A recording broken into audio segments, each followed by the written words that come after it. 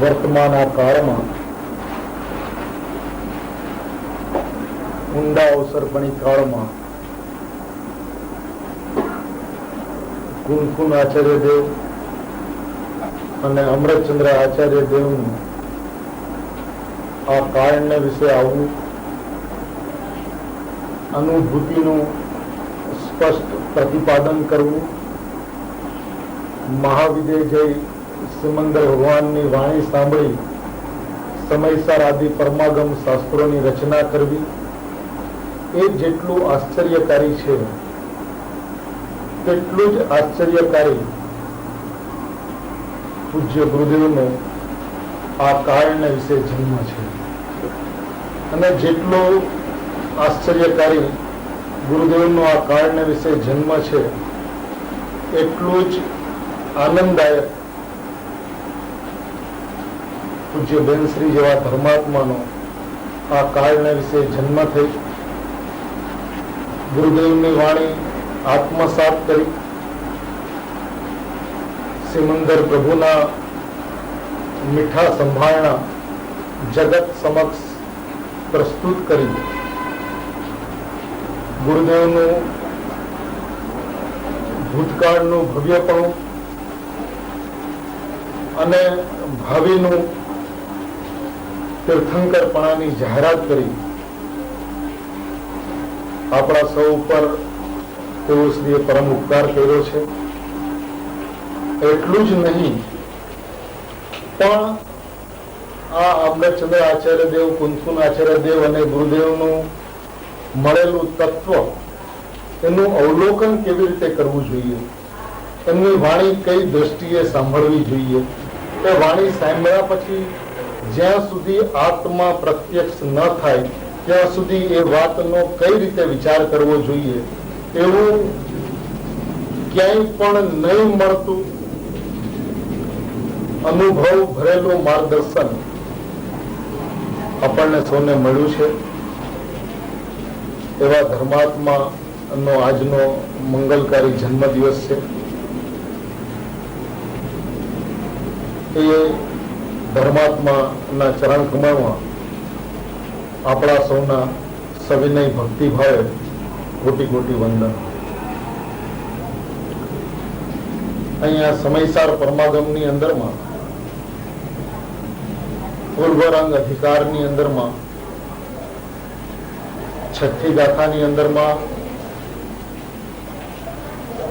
આચાર્ય દેવ શિષ્યના મુખમાં એક પ્રશ્ન મૂકે છે કે એવો શુદ્ધાત્મા કોણ છે કે જેનું સ્વરૂપ જાણવું જોઈએ.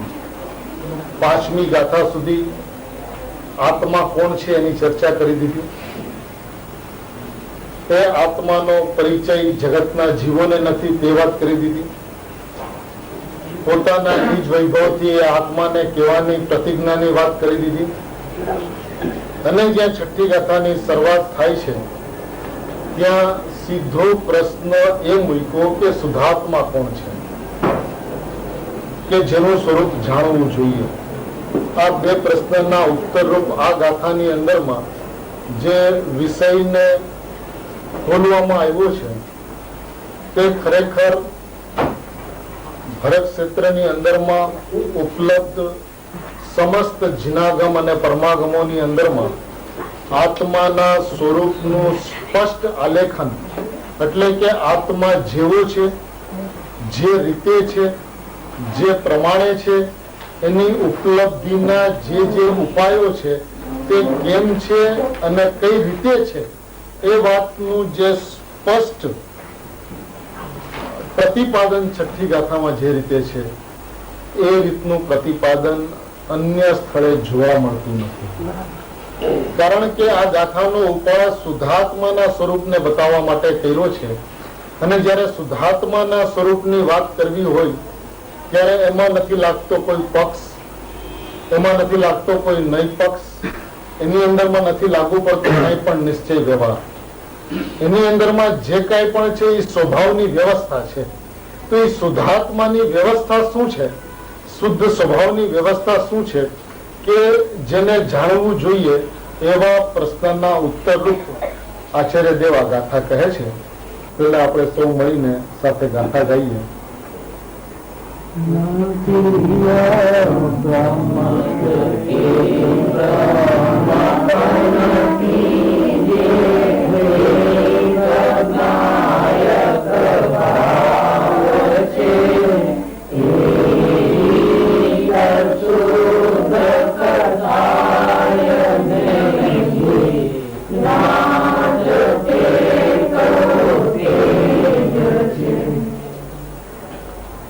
ટીકા. આ ગાથાની અંદરમાં જે વાત સ્પષ્ટ કરવામાં આવી છે તે છે ધ્યેયનું સ્વરૂપ કેવું છે, એટલે કે અનાદિ અનંત દ્રષ્ટિનો વિષય જે જ્ઞાયક દેવ છે તે કેવો છે.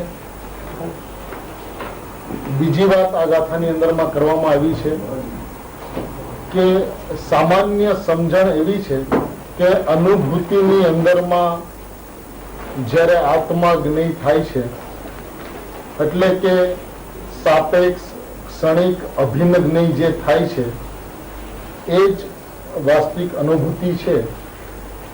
એ અનુભૂતિ તો છે, પણ એ અનુભૂતિને છોડીને એવી કોઈ અનુભૂતિ છે જે અનાદિ અનંત હર કોઈને નિગોદથી લઈને સિદ્ધ સુધીના સમસ્ત જીવોને જે અનુભૂતિ સ્વરૂપ ભગવાન આત્મા અનુભવમાં આવી રહ્યો છે એવી પણ કોઈ અનાદિ અનંત જ્ઞેયની સ્થિતિ છે. એ વાત આ ગાથાની અંદરમાં સ્પષ્ટ કરવામાં આવી છે. અને ત્રીજી વાત છે કર્તા કર્મનું અનન્યપણું, એટલે કે અભેદ ધ્યેયનું સ્વરૂપ શું છે, અભિન્ન જ્ઞેયનું સ્વરૂપ શું છે અને કર્તા કર્મનું અનન્યપણું શું છે. આ ત્રણ વાત જે રીતે આ ગાથામાં સમાવિષ્ટ થઈ છે એ ખરેખર ભરત ક્ષેત્રના 21,000 વર્ષોના આ પંચમ કાળના આયુષ્યની કોઈ ધન્ય પણ અને ધન્ય ઘડી હતી, જ્યારે ત્રણેય વાત એટલે કે ધ્યેયનું સ્વરૂપ, જ્ઞેયનું સ્વરૂપ અને ધ્યેયપૂર્વક જ્ઞેયનું સ્વરૂપ, આ જે ત્રણ આખી જે વ્યવસ્થા જે છે એ વ્યવસ્થા એક જ ગાથાની અંદરમાં સમાવિષ્ટ કરી લેવામાં આવી છે. એક કલાકના સ્વાધ્યાયની અંદરમાં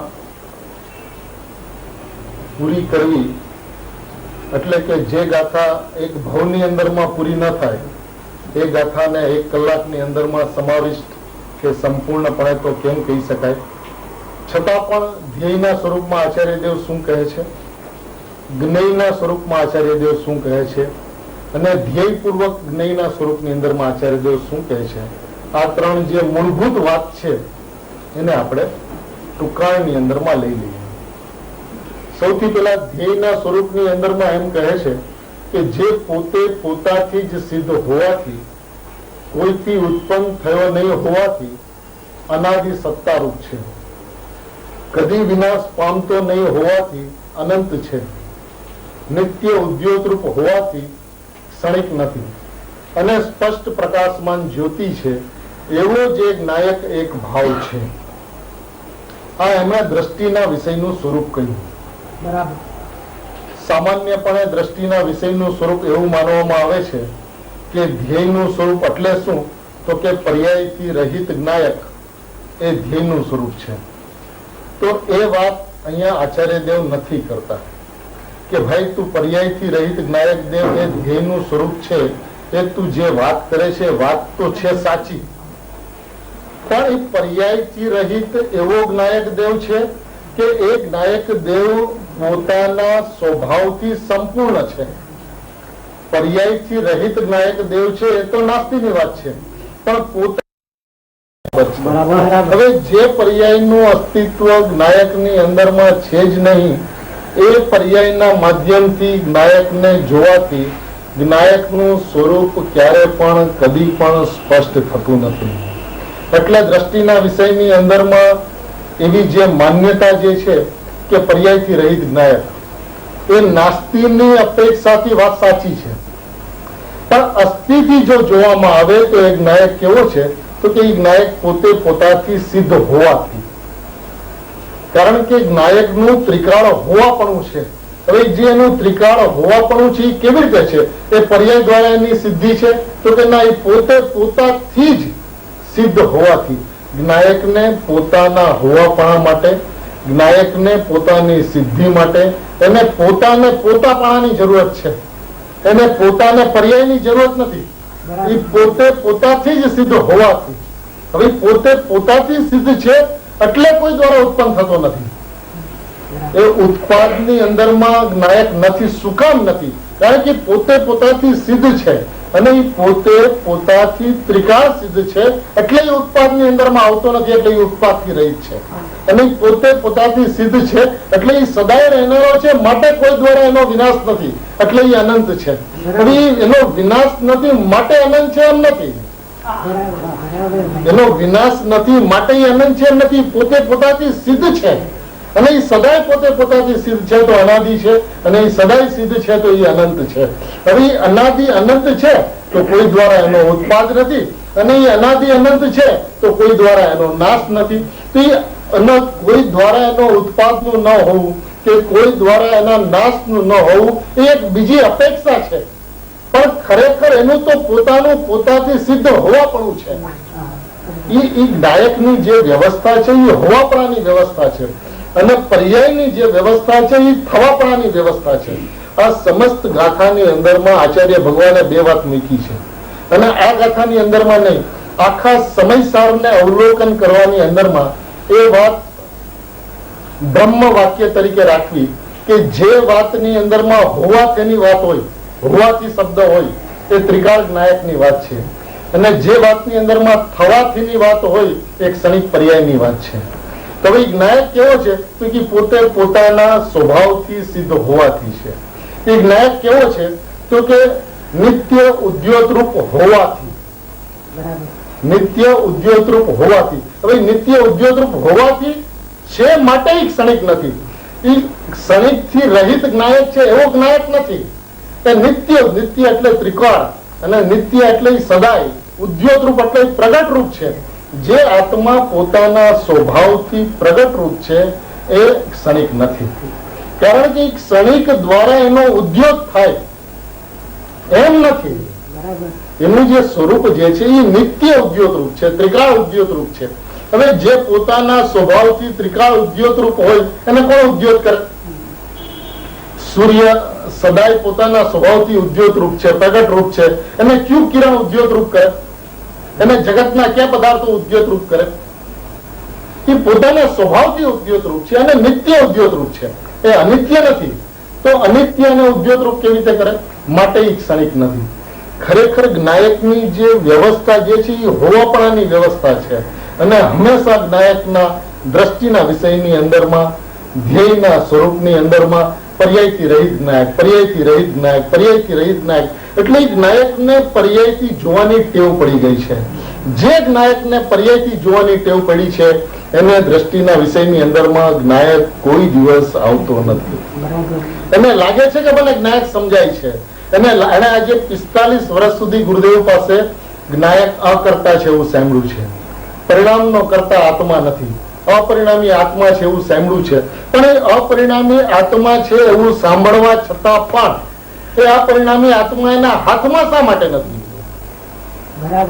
કારણ કે એનું જેવું સ્વરૂપ છે, એની જેવી વ્યવસ્થા છે, એનું જેવું હોવાપણું છે, એ દ્રષ્ટિકોણથી આત્માનો વિચાર જ કરવામાં નથી આવ્યો.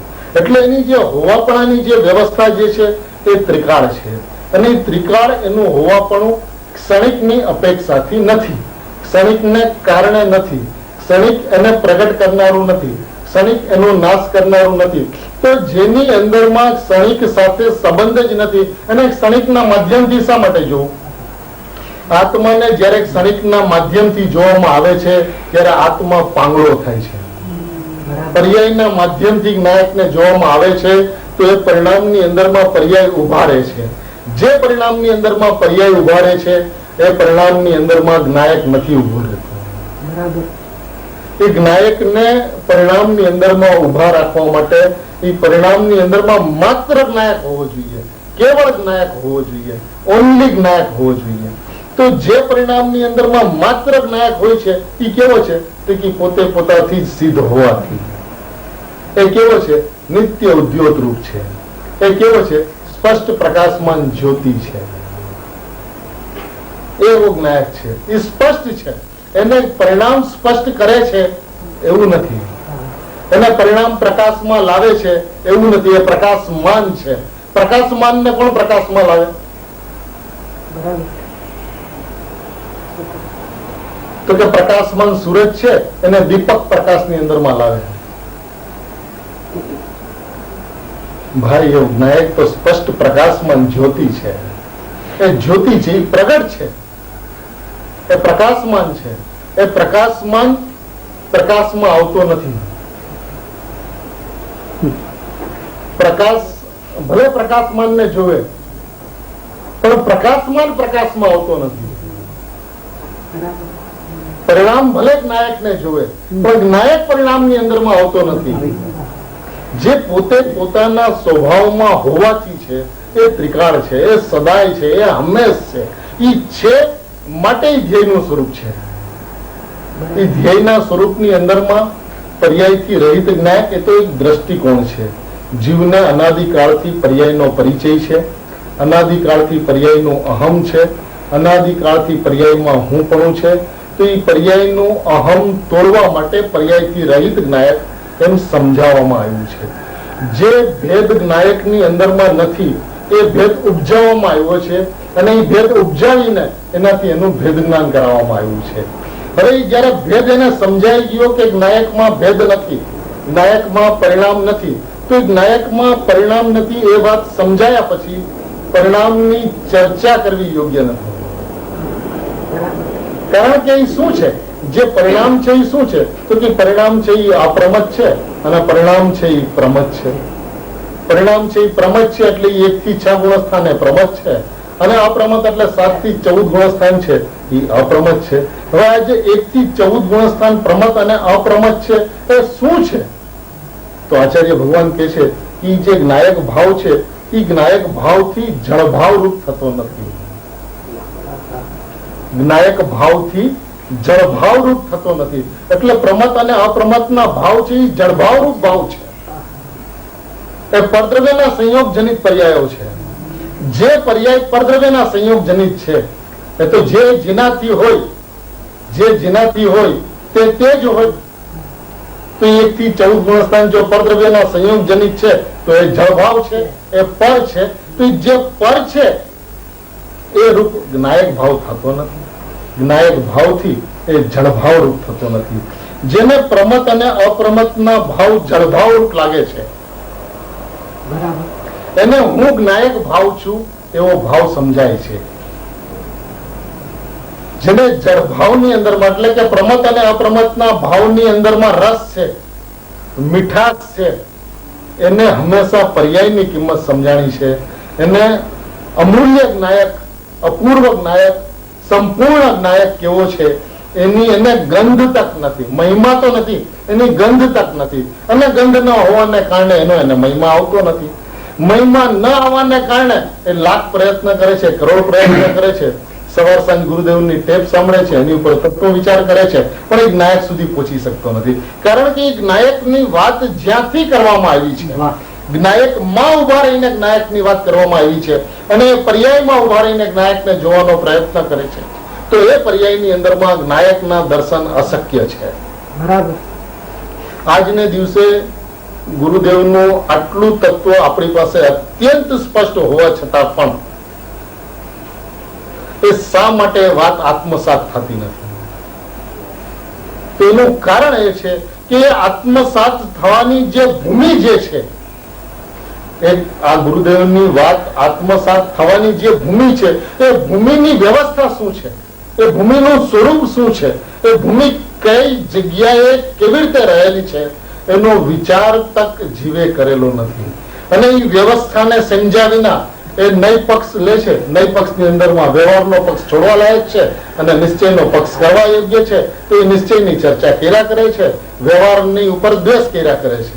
પણ ખરેખર જ્યાં જ્ઞાયકની વ્યવસ્થા જ નથી,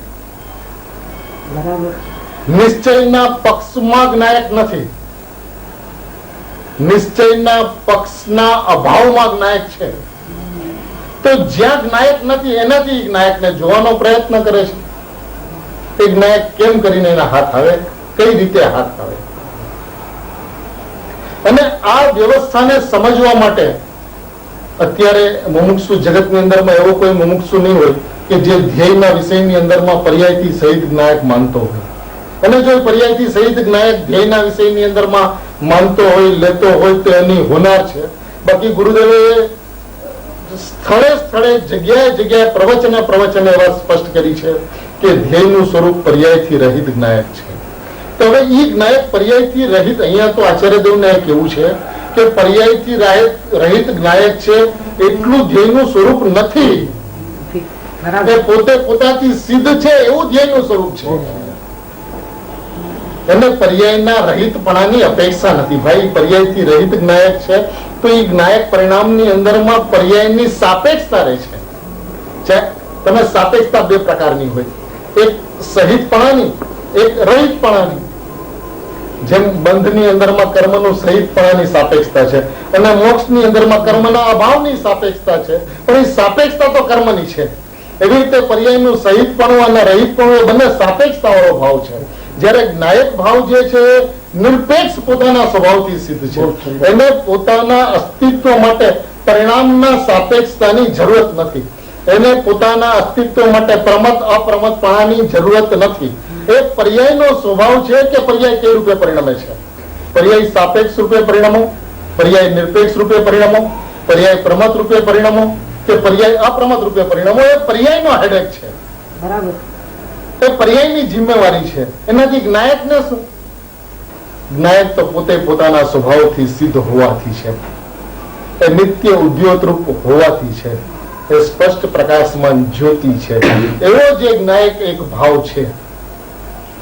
પછી જ્ઞાયક ભાવ આટલો છે, જેવી રીતે કોઈ પણ વ્યક્તિનું અસ્તિત્વ સમજાવવું. દાખલા તરીકે અત્યારના બાળકને તમે ગુરુદેવ કેવા હતા એનું વર્ણન કરો, વર્ણન કરો એટલે તમે ગુરુદેવનું જેટલું વર્ણન કરો એટલે એને સમજાય નહીં કે પપ્પા એ ગુરુદેવ કોના જેવા હતા, મારા જેવા હતા, તો કે આવા હતા.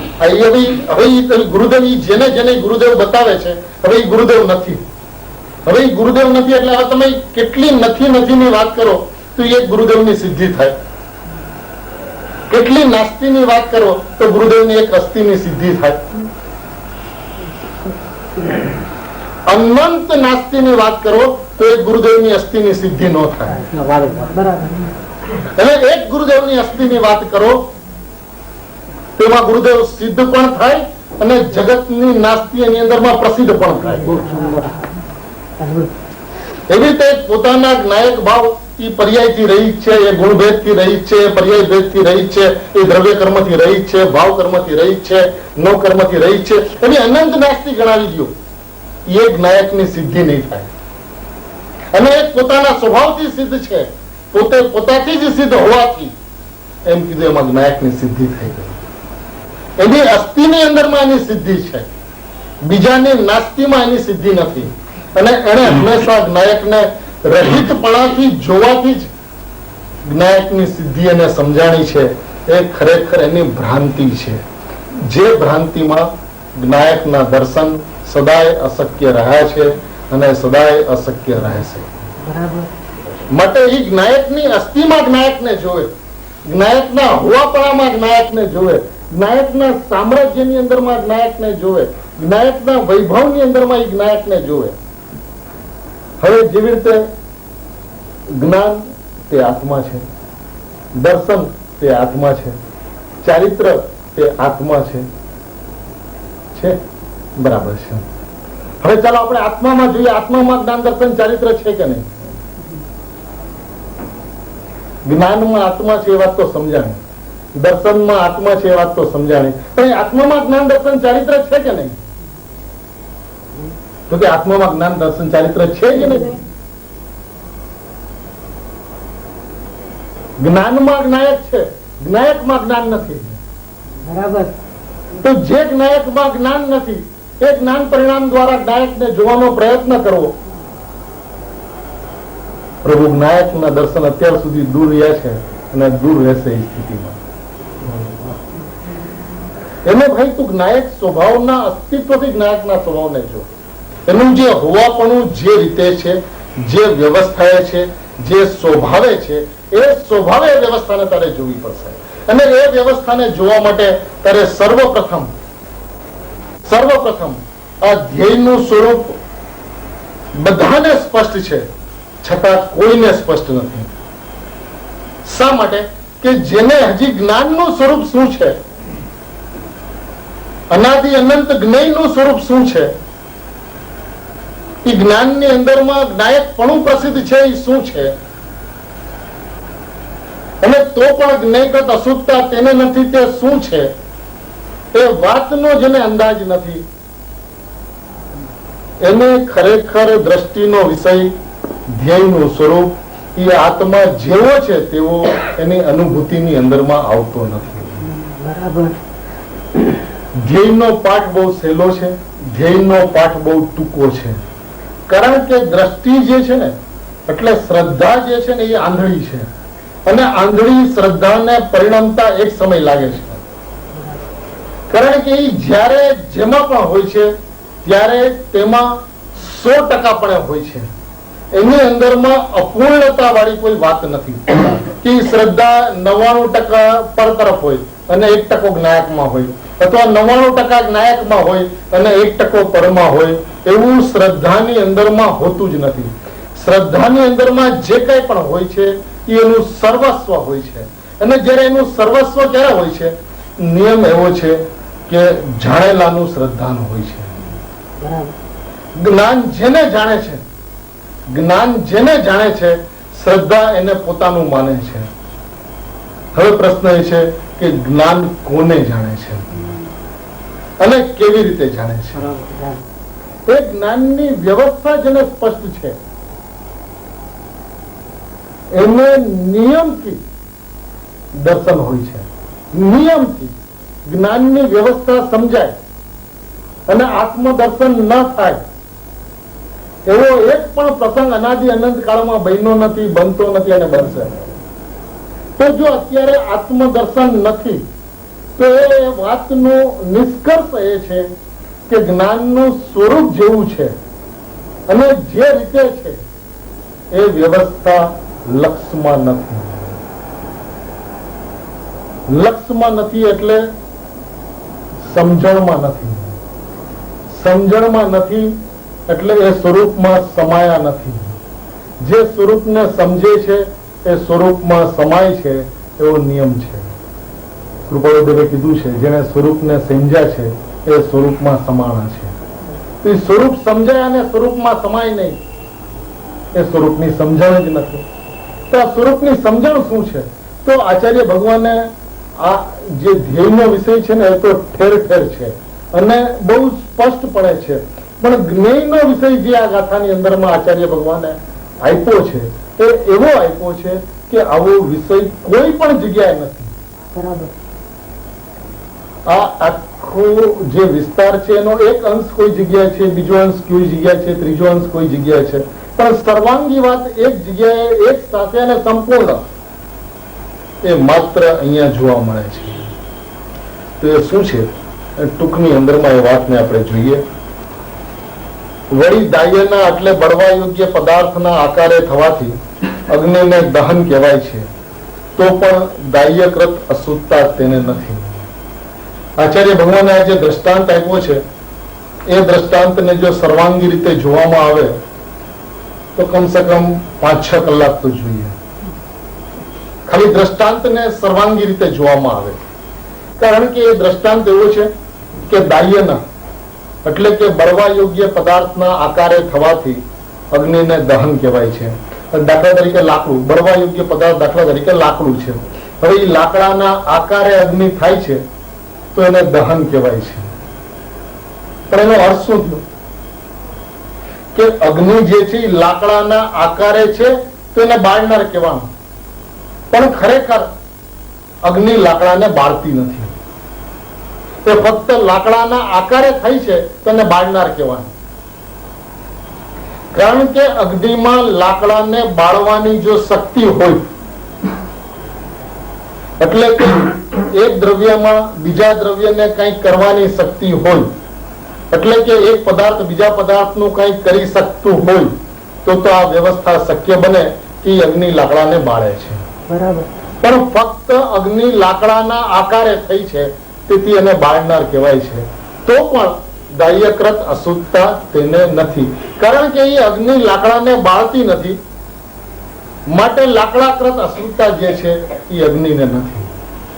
હવે અહીંયા પ્રશ્ન એમ થાય કે ભાઈ સ્પષ્ટ દેખાય છે કે અગ્નિ તો લાકડાને બાળે છે. હવે જો આ વાતની સામે જો કાંઈ પણ પ્રશ્ન હોય તો ગુરુદેવે જે દિવસે પરિવર્તન કર્યું એ દિવસનું પહેલું એલાન એ હતું કે પેટ્રોલથી ગાડી ચાલતી નથી. અને જો આ વાતની અંદરમાં કઈ સંદેહ હોય તો એ સિદ્ધાંતો કે એક પરમાણુ બીજા પરમાણુનું કઈ કરી શકતું નથી, એક દ્રવ્ય બીજા દ્રવ્યનું કઈ કરી શકતું નથી, એને કર્તા કર્મ સંબંધ નથી, એ વાતની અંદરમાં જો કઈ પણ સંદેહ હોય તો આ વિષય સમજાવવો ઘણો મુશ્કેલ છે. કારણ કે એક પદાર્થ બીજા પદાર્થનું કઈ ન કરી શકતું હોય તો અગ્નિ લાકડાનું કઈ કરી શકે અને અગ્નિ લાકડાને બાળી શકે, વિશ્વની વ્યવસ્થા સમાપ્ત થઈ જશે. ફક્ત અગ્નિ લાકડાને આકારે થઈ ગઈ તેને બાળનાર કહી દીધું, પણ એમ છે નહીં. અગ્નિ લાકડાના આકારે થઈ છે એમ કહેવાય છે, અગ્નિ તો અગ્નિના આકારે છે, અગ્નિ લાકડાના આકારે થઈ જ નથી. એ લાકડું લાકડાના આકારે છે, અગ્નિ લાકડાના આકારે નથી ને લાકડું અગ્નિના આકારે નથી. એકબીજાથી નિરપેક્ષ છે. અરે વાહ. અગ્નિ લાકડાથી નિરપેક્ષ છે અને લાકડું અગ્નિથી નિરપેક્ષ છે. હવે આચાર્ય ભગવાન અહીંયા કહે છે કે તેવી રીતે જ્ઞેયાકાર થવાથી તે ભાવને જ્ઞાયકપણું પ્રસિદ્ધ છે, તો પણ જ્ઞેયકૃત અશુદ્ધતા તેને નથી. હવે જે રીતે દાહ્યના એટલે કે બળવાન પદાર્થના આકારે થવાથી અગ્નિને બાળનાર કીધું, અહીંયા એમ કે છે કે જ્ઞેયાકાર થવાથી, જેવું જ્ઞેય છે એવા જ્ઞેયના આકારે થવાથી જ્ઞાનને જાણનાર કીધું. પણ જેમ અગ્નિ લાકડાને બાળતી નથી એમ છતાં બાળનાર કહેવાય છે, એમ જ્ઞાન જ્ઞેયાકાર તો થયું છે, જ્ઞેયના આકારે તો થયું છે, પણ જ્ઞેયના કારણે નથી થયું, જ્ઞેય દ્વારા નથી થયું.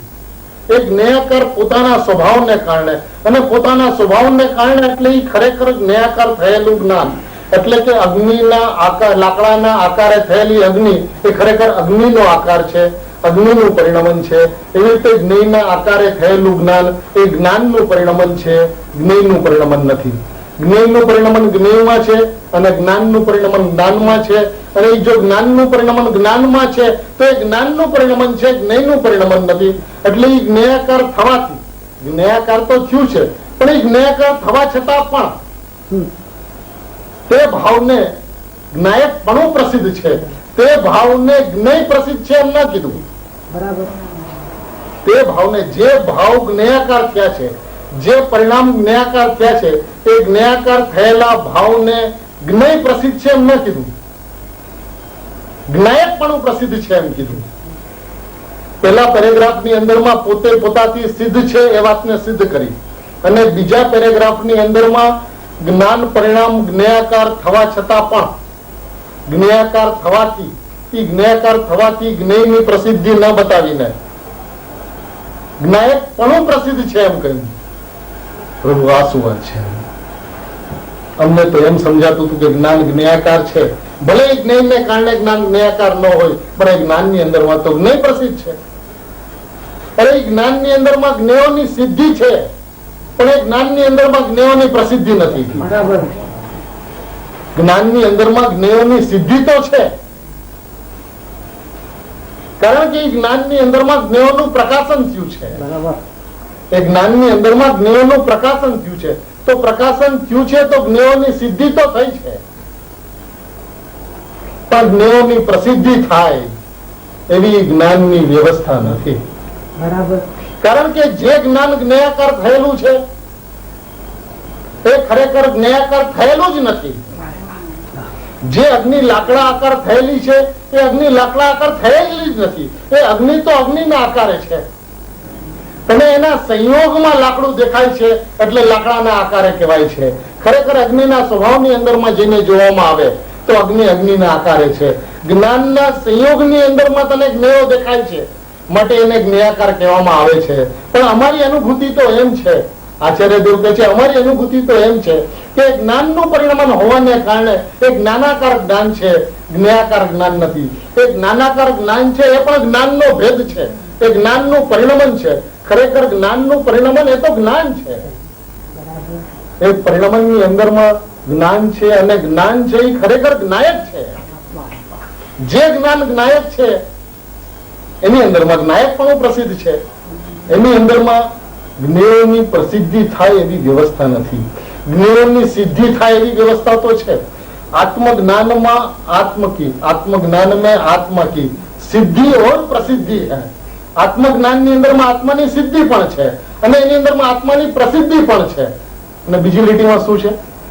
आत्मज्ञान में विश्व की आत्मज्ञान की विश्व की भिन्न रूप से प्रसिद्धि है, सिद्धि है.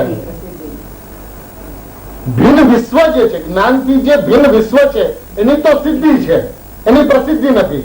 અને જે પોતાનું જ્ઞાન છે, આત્મજ્ઞાન છે, આત્મજ્ઞાનને આત્મામાં સિદ્ધિ પણ છે અને પ્રસિદ્ધિ પણ છે. તો જયારે એના ધ્યેય સ્વભાવથી જોવામાં આવે છે તો એની સિદ્ધિ છે, અને જ્ઞાન સ્વભાવથી જોવામાં આવે છે તો એની પ્રસિદ્ધિ છે. જે જ્ઞાન સ્વભાવની અંદરમાં આત્માપણું પ્રસિદ્ધ છે, જે જ્ઞાન સ્વભાવની અંદરમાં છે ને, જ્ઞેયાકાર થવાથી તે ભાવને જ્ઞાયકપણું પ્રસિદ્ધ છે. કે જ્ઞાયાકાર થવાથી તે ભાવને જ્ઞાયકપણું પ્રસિદ્ધ છે એટલે શું પ્રભુ? અમે તો એમ સમજતા હતા કે જ્ઞાયાકાર થયેલા પરિણામની અંદરમાં જ્ઞેય પ્રસિદ્ધ છે. આચાર્ય ભગવાન કે ના, એમ તો છે નહીં. તારી દ્રષ્ટિ જ્ઞેય ઉપર છે તો તને જ્ઞેયની પ્રસિદ્ધિ દેખાય છે ભાઈ. એની વ્યવસ્થા તો એ છે કે એની અંદરમાં જ્ઞાયકની પ્રસિદ્ધિ છે. કારણ કે જે જ્ઞાન પરિણામ જ્ઞેયાકાર થયા છે, જે જ્ઞાન પરિણામ જ્ઞેયાકાર થયા છે એ ખરેખર જ્ઞાનનું પરિણમન છે, એ જ્ઞેયનું પરિણમન નથી. પણ તને જ્ઞેયનો પરિચય હતો, તમે એને જ્ઞેયાકાર કહ્યું. ખરેખર એ જ્ઞેયાકાર નથી, એ તો જ્ઞાનાકાર છે. અને જ્ઞાનાકાર છે એટલે ગુરુદેવને પ્રશ્ન પૂછવામાં આવ્યો કે ના, એ જ્ઞેયાકાર થવાથી તે ભાવને એટલે શું? એ તે ભાવને એટલે ક્યાં ભાવને? તો ગુરુદેવ કહે છે જ્ઞેયાકાર થયેલા ભાવને. જ્ઞાયકપણું પ્રસિદ્ધ છે. અરે પ્રભુ, એ જ્ઞેયાકારની અંદરમાં જ્ઞેયો પ્રસિદ્ધિ અમે સમજતા હતા અને આપ તો કહો છો જ્ઞાયકપણું પ્રસિદ્ધ છે. એ જ્ઞાનને જ્ઞાયકપણું પ્રસિદ્ધ છે. બરાબર. જ્ઞાનને જ્ઞાયકપણું પ્રસિદ્ધ છે, જ્ઞાનને જ્ઞેયો પ્રસિદ્ધ નથી પ્રભુ. એ જ્ઞાનની વ્યવસ્થા છે. જે જ્ઞાનની અંદરમાં જ્ઞાયક પ્રસિદ્ધ ન થાય એ જ્ઞાન નથી. હવે અહીંયા શું થાય છે કે પેલા તો જ્ઞેયાકાર એટલે શું? એ જ્ઞેયાકાર થાય ક્યાં? એ જ્ઞેયાકારની વ્યવસ્થા શું? એનું જો સ્પષ્ટ આલેખન કરવામાં આવે તો એક આત્મા, એના બે વિભાગ, દ્રવ્ય અને પર્યાય. દ્રવ્યને સામાન્ય કહેવાય, પર્યાયને વિશેષ કહેવાય. હવે એ દ્રવ્ય તો ત્રિકાળ કરતા છે, ત્રિકાળ અપરિણામી છે, તેમાં બીજી કોઈ વાત લાગુ પડતી નથી. પણ પર્યાય જે છે એ એક પર્યાયના બે વિભાગ છે. એક પર્યાયનો સામાન્ય વિભાગ છે અને એક પર્યાયનો વિશેષ વિભાગ છે. પર્યાયનો જે વિશેષ વિભાગ છે એની અંદરમાં ચાહે તો રાગનો જન્મ થાય છે, ચાહે તો વિતરાગનો જન્મ થાય છે. એ રાગ કે વિતરાગ, સમ્યક જ્ઞાન કે મિથ્યા જ્ઞાન, એ વિશેષ પર્યાયની અંદરમાં બનતી ઘટનાઓ છે. હવે એ જ પર્યાયનો સામાન્ય સ્વભાવ છે. હવે આ એક પર્યાયનો અત્યાર સુધી આપણને જે પરિચય છે એ તો ક્યાં રાગ રૂપે ને ક્યાં વિતરાગ રૂપે, એનાથી છોડીને બીજી કોઈ પર્યાય હોય એવું તો ક્યાંય સાંભળ્યું નથી, એવું તો ક્યાંય જોયું નથી. તો આ વાત તમે ક્યાંથી લાવ્યા? જે પદાર્થની અંદરમાં સંયોગથી એને જોવામાં આવતું હોય, તે સંયોગથી મિશ્રિત એ પદાર્થ દેખાતો હોય, તે સમયે તે પદાર્થની પર્યાય એ સંયોગથી સર્વથા ભિન્ન હોય છે. જોઈ લો વિશ્વની અંદરમાં કોઈ પણ મિશ્રણ વાળી પરિસ્થિતિ, કોઈ પણ પદાર્થ, દાખલા તરીકે સોના અને પિત્તળની સાથે મિલાવટ, અથવા પાણીની ઉષ્ણ રૂપ પરિણમન, પાણીનું ઉષ્ણ રૂપ પરિણમન. હવે જે સમયે પાણી ઉષ્ણ છે એ સમયે પાણી ઠંડુ છે કે નથી? હવે સંયોગથી જો અગ્નિના સંયોગથી જોવામાં આવે તો ઉષ્ણ છે, અને પાણીના સ્વભાવથી જોવામાં આવે તો એ શીતળ છે. એ શીતળ છે. ક્યારે શીતળ છે? કે જ્યારે એ પાણીની અંદરમાં આંગળી બોળતા, ડુબાડતા જયારે હાથ બળી જાય છે ત્યારે પાણી ઠંડુ છે કે નથી? પાણી ઠંડુ છે એનો સામાન્ય સ્વભાવ છે કે વિશેષ સ્વભાવ છે? અને ક્યારે છે? જયારે ઉષ્ણ છે ત્યારે છે કે જયારે ઠંડુ થાય છે ત્યારે છે? જયારે ઉષ્ણ છે ત્યારે પાણી શીતળ છે. જયારે પરિણામની અંદરમાં રાગ છે ત્યારે પરિણામના સામાન્ય સ્વભાવની અંદરમાં નાયકપણું પ્રસિદ્ધ છે. 13મી ગાથાની અંદરમાં, 17મી 18મી ગાથાની અંદરમાં આચાર્ય ભગવાન જે કહે છે કે શુદ્ધ નહીંપણે સ્થપાયેલા આત્માની અનુભૂતિ હોય છે, એ શું છે? અનુભૂતિ થાય છે એમ નથી કીધું, અનુભૂતિ હોય છે એમ કીધું છે. 17મી 18મી ગાથાની અંદરમાં આ બાળ ગોપાળ સૌને સદાકાળ અનુભૂતિ સ્વરૂપ ભગવાન આત્મા અનુભવમાં આવી રહ્યો છે એમ કીધું છે. એ આવી રહ્યો છે એ શું છે? અહીંયા સમ્યક જ્ઞાનની વાત નથી, અહીંયા તો જે પ્રસિદ્ધ છે એની વાત છે. કારણ કે બીજી ગાથાની અંદરમાં આચાર્ય ભગવાને એમ કીધું કે આત્માનું સ્વરૂપ સમજાવતા એમ કહ્યું કે આત્મા કેવો છે? શુદ્ધાત્માની. 6ઠ્ઠી ગાથામાં શુદ્ધાત્માનું સ્વરૂપ છે, અને બીજી ગાથાની અંદરમાં સમયસાર કેવો છે એનું સ્વરૂપ છે. તો એ સમયસાર કેવો છે એની વાત કરતા એ આત્માને એને કીધું જાણતો પરિણમે છે, એક સાથે જાણતો પરિણમે છે. અને જયારે એક સાથે જાણતો પરિણમે છે ત્યારે પ્રાપ્ત કોને કરે છે? તો કે એકત્વને પ્રાપ્ત કરે છે. જાણવું અને પરિણમવું એ જીવનો સ્વભાવ છે. હવે એ જાણે પણ છે ને પરિણમે પણ છે. એ કોને જાણે છે ને શું પરિણમે છે? કોને જાણે છે અને ક્યાં રૂપે પરિણમે છે? તે પરિણમનની અંદરમાં કાં તો એને રાગ દેખાય છે અને પરિણમનની અંદરમાં કાં તો એને વિતરાગ દેખાય છે. પણ એ પરિણામનો એક સામાન્ય સ્વભાવ છે, જે સામાન્ય સ્વભાવની અંદરમાં સદાય નાયકનું પ્રસિદ્ધપણું છે અને સૌ કોઈને છે. આબાળ ગોપાળ, આબાળ ગોપાળ એટલે નિગોદથી લઈને સિદ્ધ સુધીના સમસ્ત જીવોને જ્ઞાયકપણું પ્રસિદ્ધ છે. ક્યારે? કે જ્યારે જ્ઞાયાકાર થાય છે ત્યારે.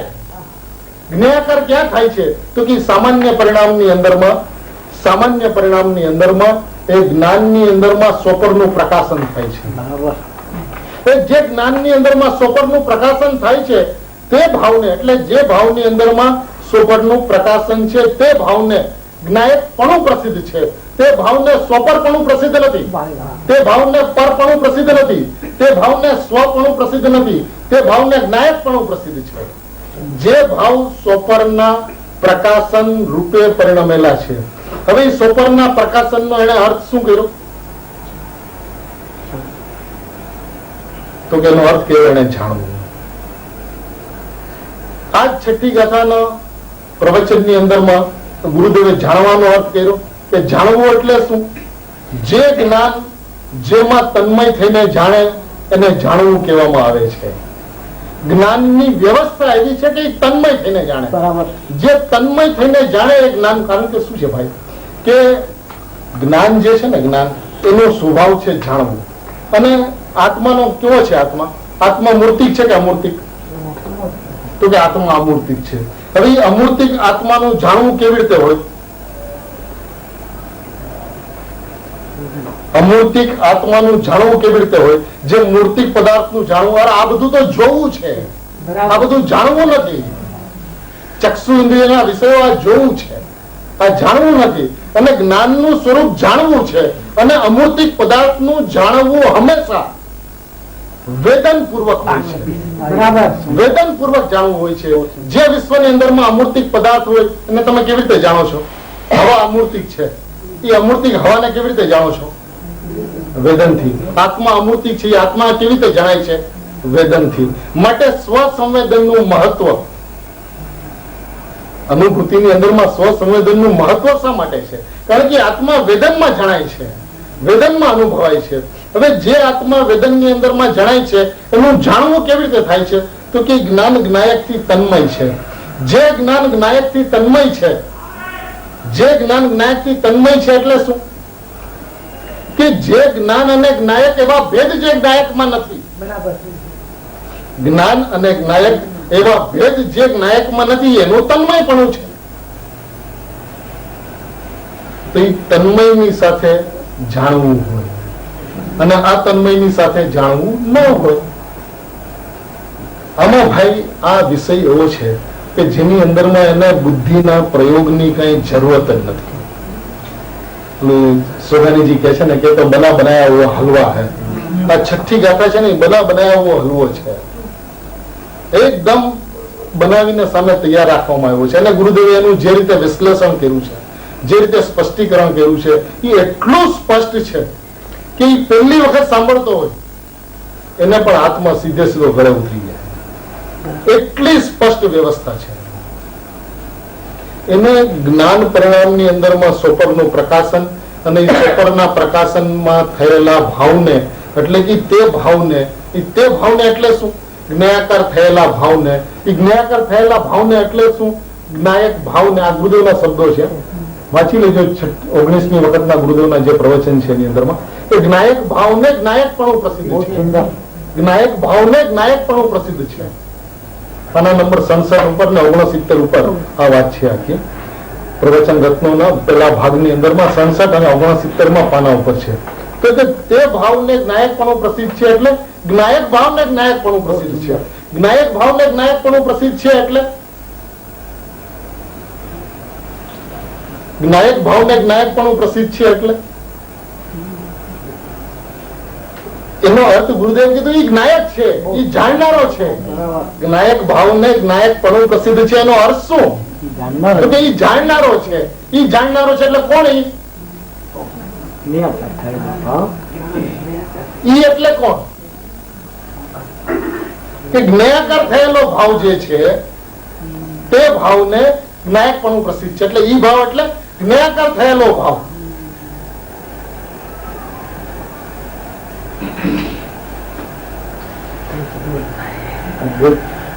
ભાઈ જ્ઞાયક ભાવને જ્ઞાયકપણું પ્રસિદ્ધ છે એટલે ઈ જ્ઞાયક છે. અને ઈ જ્ઞાયક છે ઈ વાત પણ જેને પોસાતી નથી. ઈ જ્ઞાયક છે એટલે ઈ જ્ઞાયક છે એટલે પેલા જ્ઞાયાકાર ભાવ એ જ્ઞાયક ભાવ છે, પછી જ્ઞાન ભાવ એ જ્ઞાયક ભાવ છે. તો જેને જ્ઞાયાકાર જ્ઞાન એ જ્ઞાયક ભાવ છે અને જ્ઞાન એ જ્ઞાયક ભાવ છે, એવો ભેદ પણ જેની અંદરમાં પોસાતો નથી, ત્યારે ઈ શું કે છે? તો ગુરુદેવે ઈ 69 પાના ઉપર જે વાત લીધી એની અંદરમાં ઈ જાણનારો છે એમાંથી ઈ કાઢી નાખ્યો, એટલે જાણનારો છે. જ્ઞાયક ભાવને જ્ઞાયકનું પ્રસિદ્ધપણું છે એટલે જાણનારું છે, જ્ઞાયક છે. જે જ્ઞાયક છે એ જ્ઞાયક છે, એને બીજા કોઈ પણ ભેદ લાગુ પડતા નથી. હવે જયારે બીજા કોઈ પણ ભેદ લાગુ પડતા નથી તો જ્ઞેયકૃત અશુદ્ધતા તેને નથી. જ્ઞેયકૃત અશુદ્ધતા તેને શા માટે નથી? અહીંયા પ્રશ્ન એ છે કે જ્ઞેયાકાર થવાથી તે ભાવને જ્ઞાયકપણું પ્રસિદ્ધ છે તો પણ જ્ઞેયકૃત અશુદ્ધતા તેને, જ્ઞાયકપણું પ્રસિદ્ધ છે તો પણ જ્ઞેયકૃત અશુદ્ધતા તેને નથી. અરે પ્રભુ, આપ કઈક વાતનું અનુસંધાન તો કરો.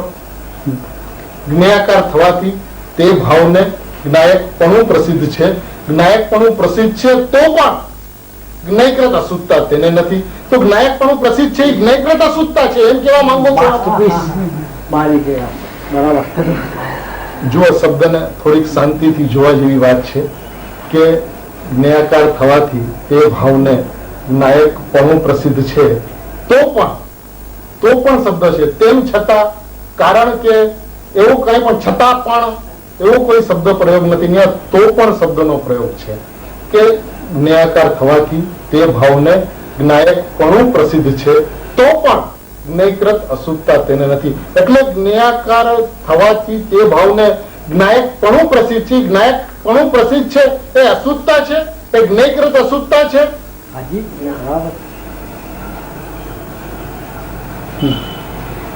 તો કે જ્ઞેયાકાર થવાથી તે ભાવને જ્ઞાયકપણું પ્રસિદ્ધ છે, જ્ઞાયકપણું પ્રસિદ્ધ છે, જ્ઞાયકપણું પ્રસિદ્ધ છે તો એ જ્ઞેયકૃત અશુદ્ધતા છે. જ્ઞેયકૃત અશુદ્ધતા છે. જ્ઞેયકૃત અશુદ્ધતા શા માટે છે? કારણ કે જ્ઞાયકપણું પ્રસિદ્ધ છે. એક તો જ્ઞાયક નહીં, જ્ઞાયકપણું નહીં, પ્રસિદ્ધ છે. અને પ્રસિદ્ધિ હંમેશા પર્યાયની અંદરમાં હોય છે. સ્વભાવની તો સિદ્ધિ હોય છે અને પર્યાયની અંદરમાં જ્ઞાયકની પ્રસિદ્ધિ હોય છે. તો જે વાતની અંદરમાં પર્યાય ઉભી રહે, જે વાતની અંદરમાં પર્યાય ઉભી રહે અને જે વાતની અંદરમાં જ્ઞાયકપણું ઉભું રહે, એટલે કે જ્ઞાયક ઉભો ન રહે, એ જ્ઞેયકૃત અશુદ્ધતા. એ જ્ઞેયકૃત અશુદ્ધ, ભાઈ જ્ઞાયકપણું પ્રસિદ્ધ છે એ જ્ઞેયકૃત અશુદ્ધતા છે. અને વસ્તુ વ્યવસ્થા એવી છે કે જ્ઞાન એ જ્ઞાયક છે, જ્ઞાયક છે. કારણ કે જ્ઞાન અને જ્ઞાયક એવી વસ્તુ નથી.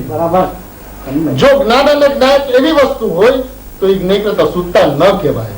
પણ આ તો જ્ઞેયકૃત અશુદ્ધતા નથી. શા માટે નથી? કારણ કે એમાં જ્ઞાન એ જ્ઞાયક છે, જ્ઞાયકપણું પ્રસિદ્ધ છે એમ નથી, જ્ઞાયકપણું છે એમ નથી, જ્ઞાયક છે. જ્ઞાયક છે એ જ્ઞાયક છે, એને જ્ઞાયકપણું કેવું, એને જ્ઞાયકપણું પ્રસિદ્ધ છે એમ કેવું, જ્ઞાયક ભાવને જ્ઞાયકપણું પ્રસિદ્ધ છે એમ કેવું, એ બધા ભેદ કથનો છે જેની અંદરમાં પર્યાય ભેદો, જ્ઞેયાકાર થવાથી અંદરમાં પર્યાય ભેદો અને જ્ઞાન તે જ્ઞાયક છે એની અંદરમાં ગુણ ભેદો જ્યાં જ્યાં ઉભા રહે છે ત્યાં ત્યાં જ્ઞેયકૃત અશુદ્ધતા છે. જ્યાં જ્યાં ઉભા રહે છે ત્યાં જ્ઞેયકૃત અશુદ્ધતા છે. એને જ્ઞાયક સ્વભાવ જે છે એ જ્ઞાયક સ્વભાવને જ્ઞાયક સ્વભાવથી જોવાનો પ્રયત્ન નથી કર્યો. એને કાં તો પ્રમત અપ્રમતથી જ્ઞાયકને જોયો છે, કાં તો ગુણભેદથી જ્ઞાયકને જોયો છે, કાં તો ગુણોથી જ્ઞાયકને જોયો છે. પણ એ જ્ઞાયકની અંદરમાં જેમ પ્રમત અપ્રમતના ભેદો નથી, પ્રમત અપ્રમતના ભેદો નથી, એટલું નથી એ જ્ઞાયકની અંદરમાં પર્યાય પણ નથી. એવી જ રીતે એ જ્ઞાયકની અંદરમાં ગુણો તો છે પણ ગુણભેદ નથી. એ ગુણોને એને જ્ઞાયકની અંદરમાં હંમેશા ઉભા રાખ્યા છે. ગુણભેદને ઉડાડ્યા છે પણ ગુણોને ઉભા રાખ્યા છે. અહીંયા આચાર્ય દેવ કહે છે કે જ્ઞાયકમાં ગુણ નથી. ગુણમાં જ્ઞાયક છે, ગુણમાં જ્ઞાયક છે, એમાં આપણે કઈ વાંધો નથી, પણ જ્ઞાયકમાં ગુણ નથી. જેને જ્ઞાયકમાં ગુણ દેખાય છે એને જ્ઞાયક દેખાતો નથી. જે જ્ઞાનમાં જ્ઞાન પર્યાય તો નથી દેખાતી, પણ જે જ્ઞાનમાં જ્ઞાન નથી દેખાતું, ઈ શું કીધું? જે જ્ઞાનની અંદરમાં પર્યાયો તો નથી દેખાતી, જે જ્ઞાનમાં પર્યાયો દેખાય છે એ જ્ઞાનમાં પર હોય છે. જે જ્ઞાનમાં પર્યાયો દેખાય છે એ જ્ઞાનમાં પર હોય છે. જે જ્ઞાનમાં જ્ઞાન દેખાય છે એ જ્ઞાનમાં પર્યાય હોય છે. જે જ્ઞાનમાં જ્ઞાયક દેખાય છે, જે જ્ઞાનમાં જ્ઞાયક દેખાય છે એ ખરેખર અભિન્ન જ્ઞેયનું સ્વરૂપ છે.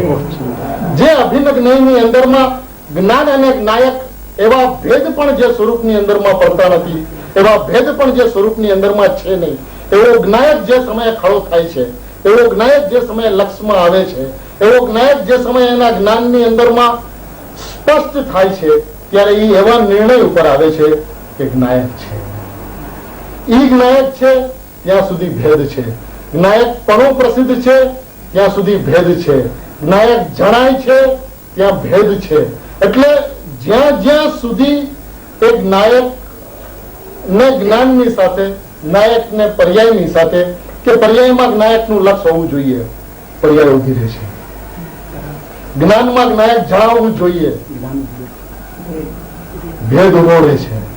વ્યવસ્થા એવી છે કે જ્ઞાનમાં જ્ઞાયક નથી, જ્ઞાન જ્ઞાયક છે. જ્ઞાનમાં જ્ઞાયક નથી, જ્ઞાન જ્ઞાયક છે. જે જ્ઞાનમાં જ્ઞાયક છે એ જ્ઞાન નથી. બરાબર. કારણ કે જ્ઞાનમાં જ્ઞાયક, હવે જે ત્રિકાળ છે, જે ત્રિકાળ છે એ ત્રિકાળ એક ગુણની અંદરમાં આવી જાય. ભાઈ, એ તો જયારે તને જ્ઞાયક સમજાતો નથી તો ભેદને ઉપજાવવામાં આવ્યો છે. ભેદ છે નહીં, ઉપજાવવામાં આવ્યો છે, અને ઉપજાવીને જ્ઞાયકનું સ્વરૂપ સમજાવવામાં આવ્યું છે. હવે એ ભેદને તે વસ્તુનું સ્વરૂપ સમજી લીધું અને એ ભેદ જ્ઞાયકમાં નથી એમ તું ભેદ જ્ઞાન કરવા માંડ્યો. અરે ભાઈ, ભેદ જ્ઞાનનો અર્થ શું છે એની જ તને ખબર નથી. ભેદ જ્ઞાન એટલે શું?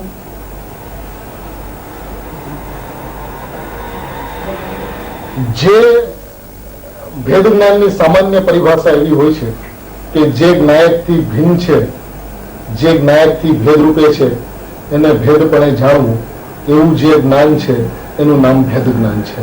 આ એક સામાન્ય બધી જગ્યાએ ચર્ચાતી પરિભાષા છે. પણ સૂક્ષ્મતાથી જોવામાં આવે તો જે જ્ઞાનની અંદરમાં ભેદ ન ઉભા રહે, પર્યાય શું છે? ભેદ છે. જે જ્ઞાનની અંદરમાં ભેદ ઉભા ન રહે એનું નામ ભેદ જ્ઞાન છે. ચાહે પર્યાયના ભેદ, ચાહે ગુણના ભેદ, જે જ્ઞાનની અંદરમાં ભેદ ઉભા ન રહે એનું નામ ભેદ જ્ઞાન છે. એટલે કે જે જ્ઞાનની અંદરમાં અભેદ ઉભો રહે એનું નામ ભેદ જ્ઞાન છે. એ જ્ઞાનની અંદરમાં અભેદ ઉભો રહેવો જોઈએ. બરાબર. એ જ્ઞાનની અંદરમાં ભેદ ન રહેવો જોઈએ. ભેદ ઉભો રહે એ ભેદ જ્ઞાન નથી, અજ્ઞાન છે. એ તો અજ્ઞાન છે ભાઈ. જે જ્ઞાનની અંદરમાં અભેદ ઉભો રહે એ ભેદ જ્ઞાન છે. કારણ કે એ જ્ઞાનની અંદરમાં પર્યાય ઉભી રહે તો એ ભેદ છે. પર્યાયના ભેદો એટલે પ્રમત અપ્રમત ઉભા રહે તો એ ભેદ છે. ગુણો ઉભા રહે તો એ ભેદ છે. ગુણભેદ ઉભા રહે તો એ ભેદ છે. ને તો ફક્ત જ્ઞાયક છે, ફક્ત જ્ઞાયક છે. એ જ્ઞાનનો નિષ્કર્ષ એવો હોવો જોઈએ કે જ્ઞાયક છે. અને જ્ઞાયક છે તો જ્ઞાન અને જ્ઞેય એવું નથી. જ્ઞાન અને જ્ઞેય એવું નથી. જો જ્ઞાન અને જ્ઞેય એવું નથી તો જ્ઞેય કરતા શુદ્ધતા કેવી રીતે હોય? બહુ સુંદર. જ્ઞાન અને જ્ઞેય એવા ભેદ હોય તો જ્ઞેય કરતા શુદ્ધતા હોય. હવે જ્ઞાન અને જ્ઞેય એવું છે જ નહીં, એ તો જ્ઞાયક છે. જ્ઞાયક છે તો જ્ઞેય કરતા અશુદ્ધતાનો પ્રશ્ન નથી. જેને જ્ઞેયકૃત અશુદ્ધતાનો પ્રશ્ન નથી એની શું સ્થિતિ સર્જાય છે, એને કઈ વ્યવસ્થા અંતરંગમાં જન્મ લે છે, એની વાત કરતા આચાર્ય દેવ કહે છે કે જ્યારે એ જ્ઞાયક છે જ્ઞાયક છે જ્ઞાયક છે જ્ઞાયક છે એવું જ્ઞાન જયારે મધ્યસ્થ થાય છે, એવું જ્ઞાન જે કૃપાળુદેવે મધ્યસ્થતાની ખૂબ વાત કરી છે, એ જ્ઞાન મધ્યસ્થતાની જે વસ્તુ વ્યવસ્થા જે છે એ વસ્તુ વ્યવસ્થા એવી છે કે જેની અંદરમાં જ્ઞાયક પ્રત્યેનો રાગ પણ નથી હોતો અને પર્યાય પ્રત્યેનો દ્વેષ પણ નથી હોતો. એવી જે જ્ઞાનની મધ્યસ્થતા જે છે એ મધ્યસ્થતાની અંદરમાં શું હોય છે? શું હોય છે? તો કે એ મધ્યસ્થતાની અંદરમાં જ્ઞાયક છે. એક વાત. હવે જયારે જ્ઞાનની અંદરમાં જ્ઞાયક છે, જયારે જ્ઞાન એવા નિર્ણય ઉપર પહોંચે છે, જ્ઞાનમાં જ્ઞાયક છે નહીં, જ્ઞાન એવા નિર્ણય ઉપર પહોંચે છે કે જ્ઞાયક છે, ત્યારે જ્ઞાન મધ્યસ્થ થઈ ગયું. જે સમયે જ્ઞાન મધ્યસ્થ થઈ જાય છે ત્યારે જ્ઞાનને પોતાનું કાર્ય લગભગ પૂરું થયું છે, લગભગ પૂરું થયું છે. ત્યારે હવે પ્રશ્ન આવે છે શ્રદ્ધા. બરાબર. ત્યારે ફરીને ધ્યેયનું પ્રકરણ ચાલુ થાય છે. જ્યાં સુધી જ્ઞાનની અંદરમાં નાયકની આવી વ્યવસ્થા, આટલી વ્યવસ્થા સ્પષ્ટ નથી ત્યાં સુધી ધ્યેયની ચર્ચા ગમે એટલી કરે એ એને ઉપકારી નથી. કદાચ પૂનનો થોક તો ભેગો કરી દેશે પણ આત્મા નહીં અપાવી શકે. કારણ કે જે જ્ઞાન જેને જાણે છે એ જ્ઞાન કેવું છે? શ્રદ્ધા અહમ કરતી પરિણમે છે. એ અહમ કરતી શ્રદ્ધાનું સ્વરૂપ કેવું છે?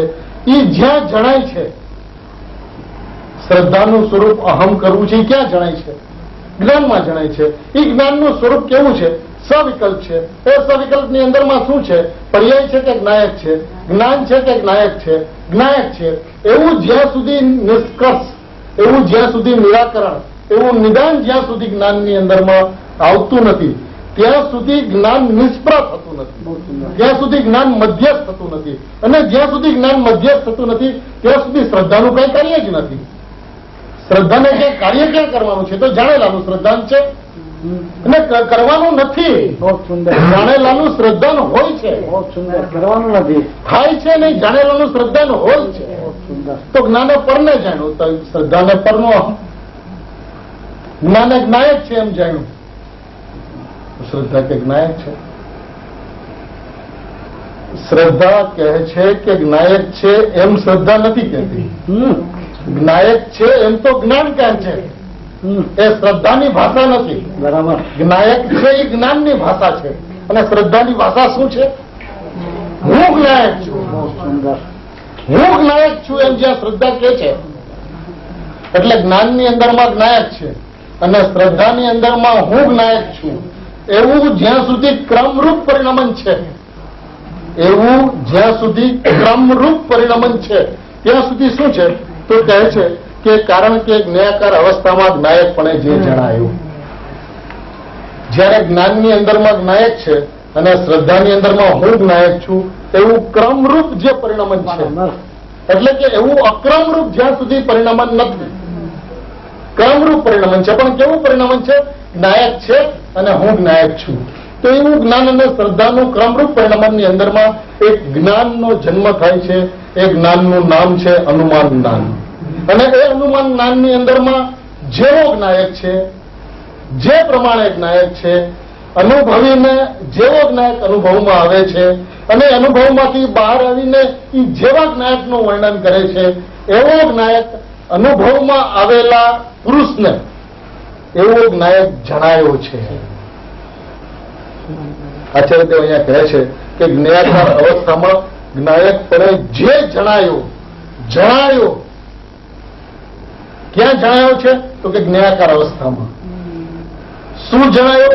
તો કે જ્ઞાયકપણે જણાયું.